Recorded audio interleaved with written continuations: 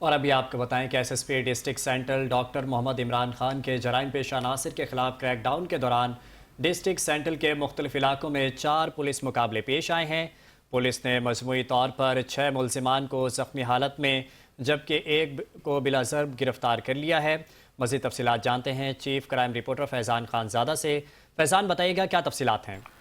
جی بالکل، district central میں اس وقت بڑی خبر سامنے آ رہی ہے جہاں پولیس اور اسٹریٹ کرمنلز کے درمیان 4 مختلف مقامات پر مبینہ مقابلے ہوئے ہیں۔ تاہم S S P central doctor Imran Khan کے مطابق احکامات پر جاری کریک ڈاؤن کے دوران Gabol town, new Karachi super market اور سر سید کی حدود میں کارروائیاں کی گئیں، جہاں مجموعی طور پر 6 ملزمان زخمی حالت جبکہ ایک ملزم کو بلا ضرب گرفتار کر لیا گیا ہے۔